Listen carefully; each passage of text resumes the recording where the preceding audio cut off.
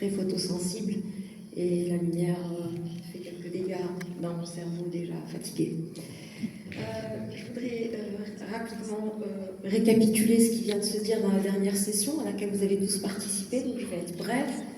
Je voudrais d'abord attirer l'attention sur une unanimité de tous les intervenants dans tous leurs propos sur le refus catégorique de la notion de la reproduction dans la pratique de l'enseignement.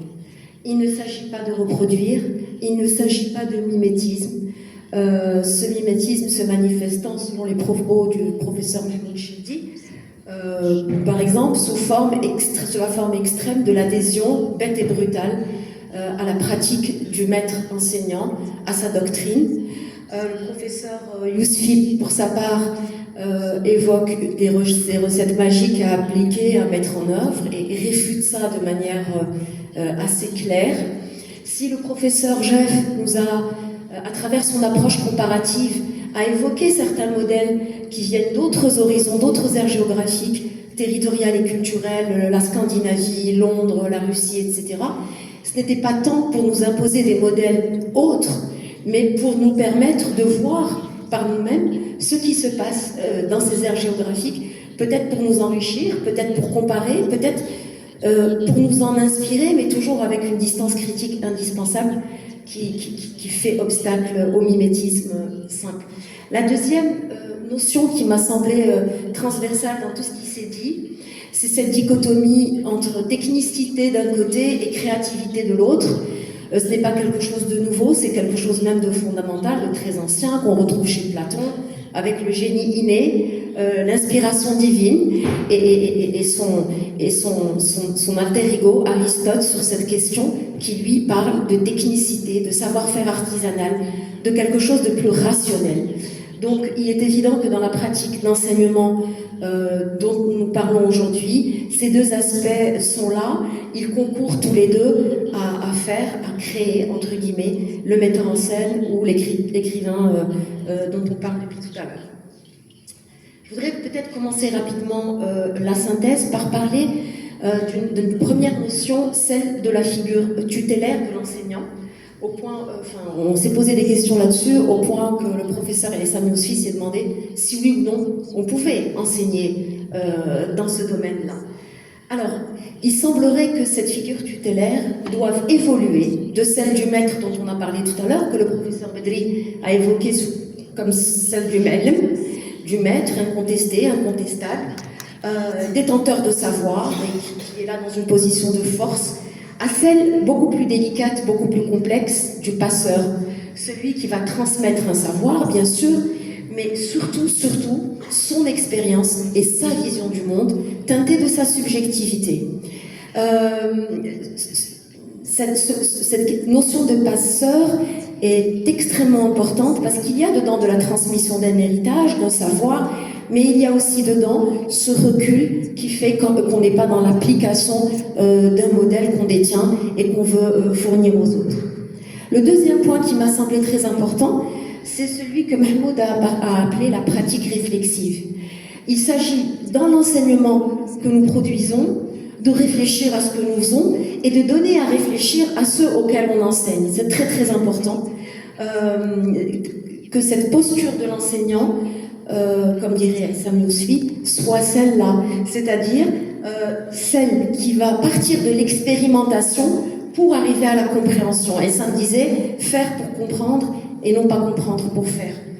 Alors, bien sûr que cet enseignement par l'expérimentation doit être encadré. Il ne s'agit pas d'improvisation sauvage, sinon nous n'aurions pas de raison d'être là. Il s'agit simplement de communiquer à nos étudiants l'esprit de l'expérimentation, de leur dire que l'erreur est conçue comme quelque chose qui leur permet d'apprendre, de s'améliorer, qui leur permet de prendre conscience et d'acquérir de la connaissance. Et c'est un cheminement extraordinaire que celui de dire à un étudiant, tu peux te tromper, essaye, pour peu que tu aies la curiosité, pour peu que tu aies la volonté, et pour peu que tu aies la distance critique nécessaire par rapport à ce que tu m'as vu faire, ou à ce que tu as vu faire tous tes autres enseignants.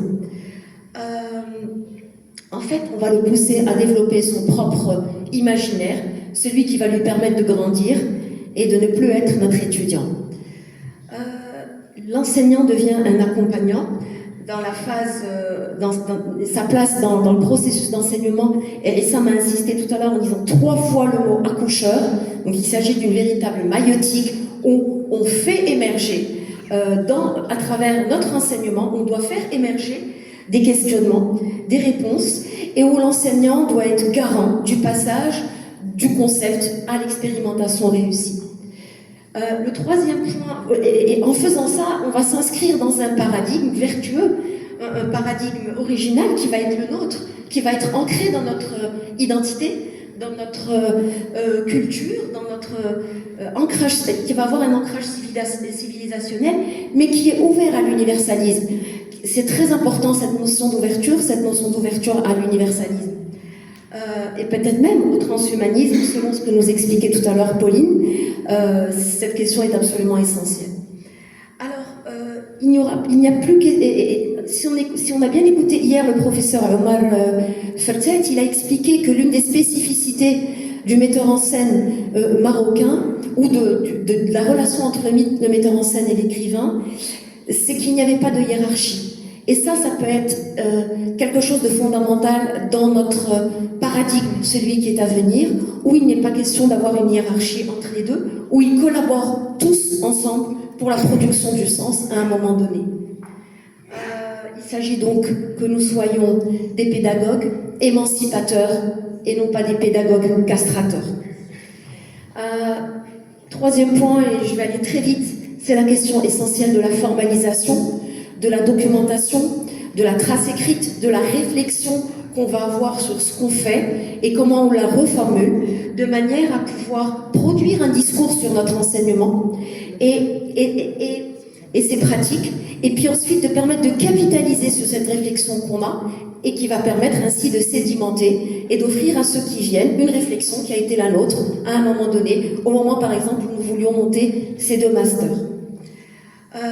Cette question de la capitalisation de la mémoire entre en résonance, c'est quelque chose d'extrêmement important avec le travail de Pauline Almeida, pour qui la notion de mémoire est une notion vitale, pour qui il s'agit en plus de s'imprégner des choses, de les voir gravées en nous, mais pas qu'en nous.